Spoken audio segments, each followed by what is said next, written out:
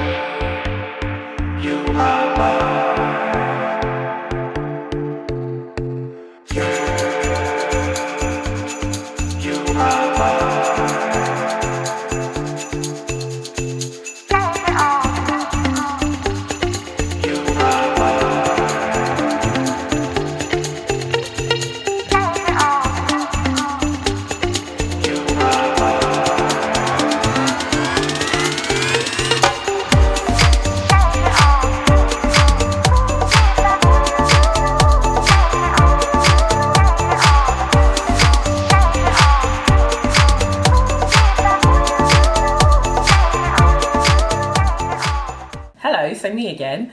I just thought after each bookshop I would show what book I got from there. Wow, that's such bad grammar.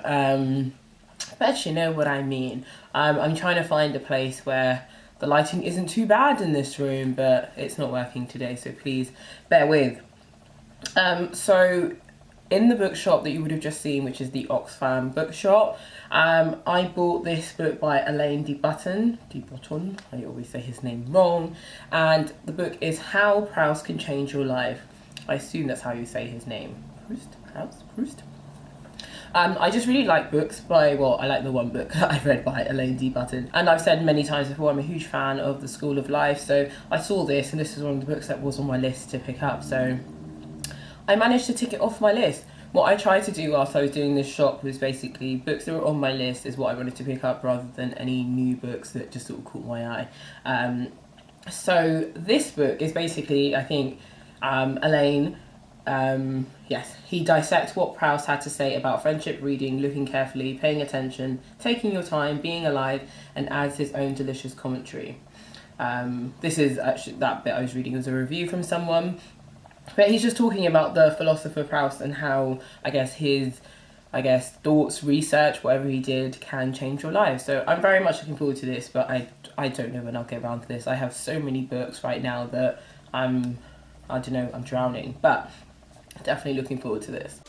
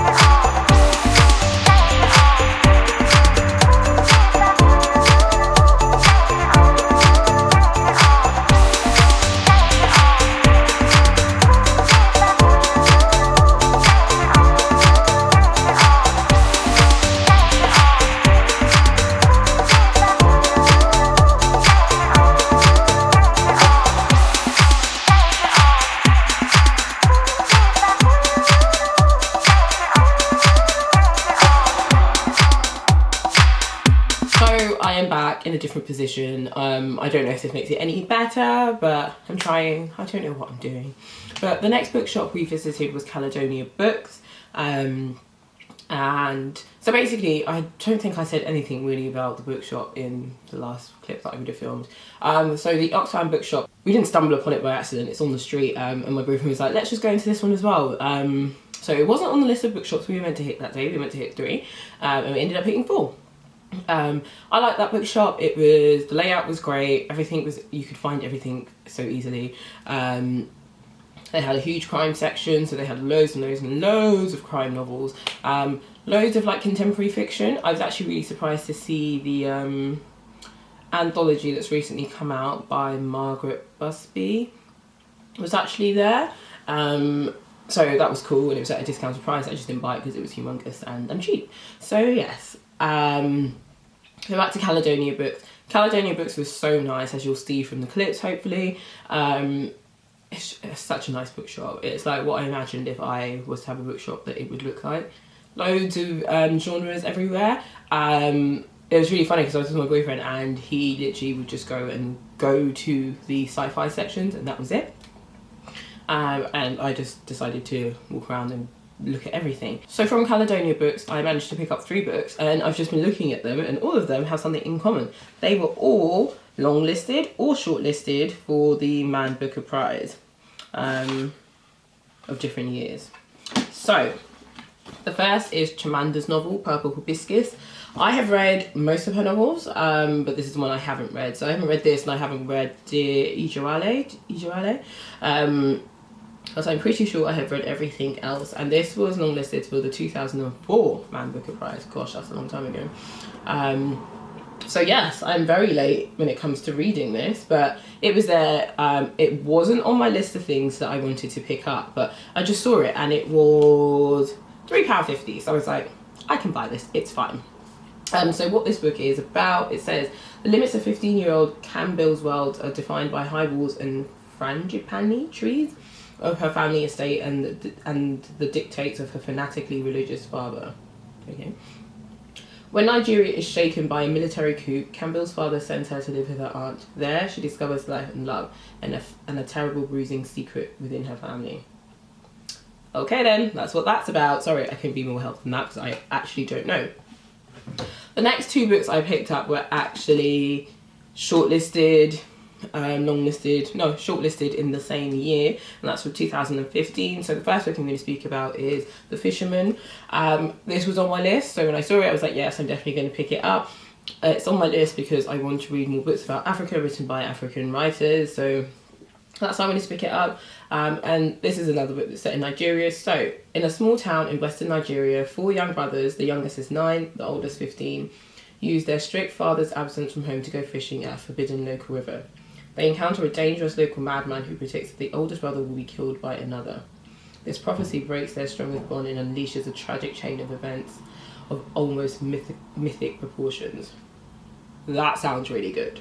I'm not gonna lie. That sounds very good. So yes, I'm looking forward to that. How much was this book? This book was £4. The next book is this one, A Brief History of 7 Killings, which won the Man Booker in 2015, and this has been on my list. This has been on my list because I have seen that my mum James has just, by now it will have come out, released a new book. For the life of me, I know it has the word leopard in the title, I just can't remember the name of the book. But I've never read anything by him, and I wanted to start with something that was actually one on my list. And yeah, something that won the Man Booker in 2005, because why not? I've heard like his new novel is to do with like African mythology and sort of sci-fi, I guess, and yeah, mythology. So I felt like I would really like the new novel, but I thought I would just stick with something that has been vetted by people, and I've heard so many good things about this anyway. Loads of booktubers that I watch have said really good things about it, so I'm really intrigued to read it. It is probably a very large, 600 pages, which isn't bad. I used to read books that were like this length all the time, but now I don't. But yes, from Caledonia Books, I picked up these 3, and absolute bargain. So just one wasn't on my list, but the rest were on my list.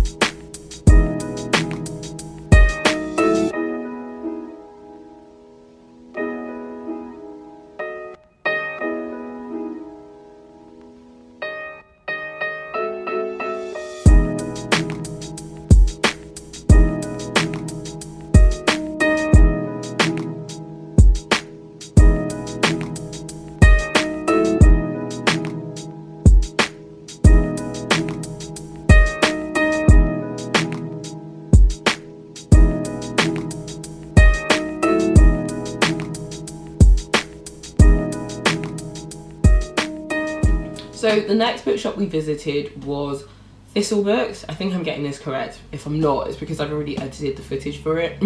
So I'm just confused. And I'm pretty sure this was Thistle Books because I thought it was the cutest place ever. You walk in and there's records everywhere, and then the book section is at the back. And it was just lovely. For me, it was my favourite because it had so many books that I was interested in, that I knew about, so I would definitely be going back. Like, if I could have a combination between like Thistle Books and Caledonia Books, that would be my fave. Like, the man there had a little kettle and everything. He was just jamming, reading, like, perfect life. So I picked up 3 books from there. The first book I'm going to talk about is the Man Booker Prize winner of last year, Anna Burns' Milkman. I was very happy to have seen this because it was on my list. I was like, great. I think it was £4. It was £4.50, but I got a discount on these overall, so I think it ended up being £4. So what's this book about? I got my sort of thoughts and reviews about this book from watching Mark Nash's review of Milkman, which I really, really enjoyed. It was actually really funny. I probably watched it about 2 days before the Man Booker Prize winner was announced, and he said he really hoped she would win, and then she won. But I know he said the book was a lot to do with, like, basically like the effects or the impacts of gossip, and I'll just read the back quickly. In this unnamed city, to be interesting is dangerous. Middle sister is busy attempting to keep her mother from discovering her maybe boyfriend, and to keep everyone in the dark about her encounter with Milkman. But when first brother-in-law sniffs out her trouble and rumours start to swell, middle sister becomes interesting. The last thing she ever wanted to be. To be interesting is to be noticed, and to be noticed is dangerous. Milkman is a tale of gossip and hearsay, silence and deliberate deafness. It is a story of inaction with enormous consequences. That last sentence, all those last 2 sentences are brilliant. So yes, very much looking forward to getting round to this. I know it's going to take me a while, but yeah, I'm very happy with this pick. The next book I picked up is this one, The Penelope by Margaret Atwood. I know this is a retelling of one of the Greek myths, Penelope. So I'd heard about this, and this is the edition produced by Canongate. So Canongate have this series called The Canons, which is like, I guess, their sort of list of books they think everyone should read before they die. So yeah, there are actually loads of the canons in this bookshop. So this book, like I said, is a retelling. It says Penelope, immortalised in legend and myth, silently weaving and unpicking the weaving again as she waits for her husband's return. Now Penelope wanders the underworld, spinning a different kind of thread, her own side of the story, a tale of lust, greed and murder. So yeah, I guess this is just Margaret Atwood's own spin on this. Again, no idea when I'll get around to this, but it will be sometime this year. The final book that I picked up from there is James Baldwin's Giovanni's Room. This wasn't on my list, so the Penelope was on my list. This wasn't on my list, but I've heard Jean from Jean's Bookish Thoughts talking about this a couple of times, and a couple of James Baldwin novels, so I thought I would just pick it up because it was there, and it was £4.50, probably £4 as well. This is a book that is set in the 1950s in Paris. Not really books I like to read about. I like contemporary books, but whatever. David, a young American in the 1950s Paris, is waiting for his fiancée to return from a vacation in Spain. But when he meets Giovanni, a handsome Italian barman, the two men are drawn into an intense affair. After 3 months, David's fiancée returns, and denying his true nature, David rejects Giovanni for a safe future as a married man. His decision eventually brings tragedy. Full of passion, regret and longing, this story of a fated love triangle has become a landmark in gay writing, but its appeal is broader. James Baldwin calls outrage as a black author writing about white homosexual. Yet for him, the issue of race, sexuality and personal freedom were eternally intertwined. Sounds good to me. I would also like to apologise because I didn't get that much footage of Thistle Books. I thought I did, but I didn't. So the footage on that is quite limited, but it definitely was one of my favourite bookshops.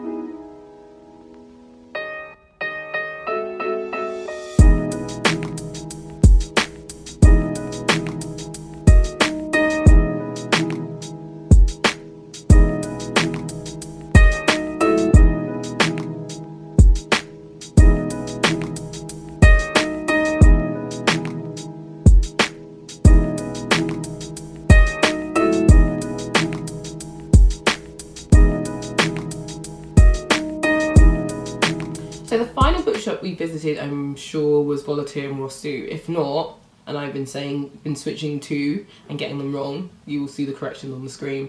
But Voltaire and Rousseau was probably my least favourite bookshop. And you will see from the images I've shown that it is stacked high with books. Like, it is by definition like a random bookshop, and it is really cool in that sense. There are just books stacked everywhere. Like, in order to move through the shop, it's really super narrow. So you have to wait for people to like finish browsing, and then you can follow in after them. So that was a bit long, and I walked around the whole place. I didn't buy anything from there just because I didn't see anything that I liked. It literally was figuratively, I don't know, I've been watching a series of Unfortunate Events and realising that I've been using those words wrong, but I know most people do as well, so it's fine. But it's just books stacked up everywhere, and they're just a random collection of books, so across all genres, across all time periods. Like, good luck finding something you want in there. There is a sci-fi section, I know that, because again, my boyfriend headed straight for there. Apart from that, everything was just random and jumbled, and I was just like, this is too much for my brain. I can't. I think I only spotted one book that I even like recognised, but I didn't want to read it, so yeah. So that was my haul. So what did I get? 7 books in total, which I don't think is too bad. Trying not to buy any more books because I have a shit ton of books, and it's just getting out of control really. But watch this space. So yeah, I think there's still a couple of bookshops in Glasgow that I want to visit, but hoping to do that maybe towards like the end of May, maybe June. Just because there are a lot of books here that I need to sort of get through, and as much as I love spending money on books, one does not need to be so frivolous.